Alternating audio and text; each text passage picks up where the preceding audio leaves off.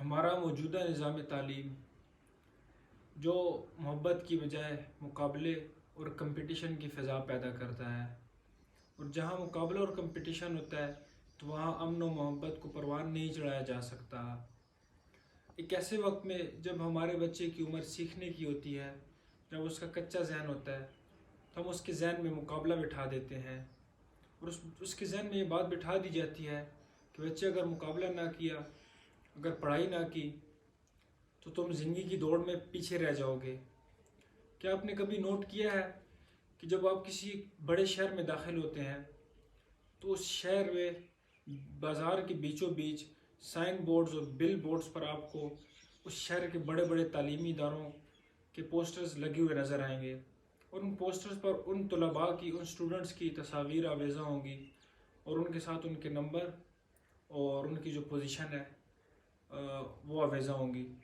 تو ایک اس بات کا ثبوت ہے، ایک اس بات کا پیغام دیتی ہے کہ یہ جو بچے ہیں یہ کامیاب ہیں، اور جو باقی بچے ہیں جنہوں نے پوزیشن اور نمبر نہیں لیے وہ زندگی کی دوڑ میں ناکام ہیں۔ اور یہاں حسد اور انا کی فضا قائم ہوتی ہے۔ پیار اور محبت جو کہ کبھی ہماری درسگاہوں میں سکھایا جاتا تھا، جو کہ دوسرے کو اپنے سے آگے جاتا دیکھنے کا نام تھا، اب تو درسگاہیں ختم ہو چکی ہیں اور صرف کارخانے ہیں جہاں روبوٹ تیار ہوتے ہیں، جہاں بیمار ذہن تیار ہوتے ہیں، اور جہاں انسانیت کو ہڑپ کرنے کی تیاری کی جاتی ہے۔ جس تعلیمی ادارے کا ڈاکٹر ایک پیسے کا خواب، دولت کا خواب ذہن میں لے کر وہاں سے گریجویٹ ہوتا ہے تو وہ قوم کی، وہ ایک انسان کی کیا خدمت کرے گا؟ اسی طرح جس تعلیمی ادارے کا انجینئر کرپشن کے خواب دیکھتا ہو تو وہاں خدمت، پیار کا وجود ممکن نہیں ہے۔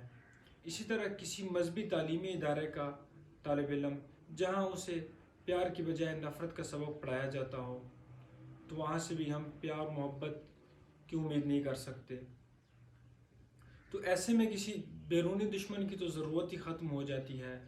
تو ایسے میں یہ قوم خود بخود جو ہے نا ختم ہونے کے قریب ہے، کہ جس کے تعلیمی ادارے ایسے ہوں، جس کا نظام تعلیم ایسا ہو کہ ہم اپنے بچوں کو بچپن ہی سے اعلیٰ عہدوں کی لالچ دے دیتے ہیں، تو ہم انہیں لالچی بنا رہے ہیں۔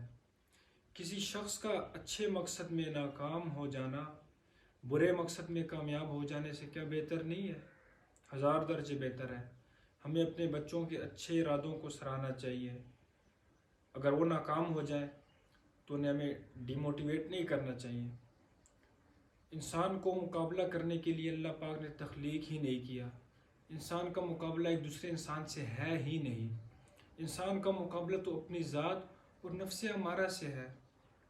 تو آئیے آج ہم بھی تہیہ کرتے ہیں کہ ہم اپنے بچوں کو دوسروں سے مقابلے کی بجائے ان کے جو ہے نا ان کو نفس سے مقابلہ، ان کو شیطان سے مقابلہ، اپنی ذات سے مقابلہ کرنے کی ترغیب دیں گے، اور جس دن ہمارے بچے اس قابل ہو جائیں گے تو وہ دنیا کے کامیاب انسان بنیں گے۔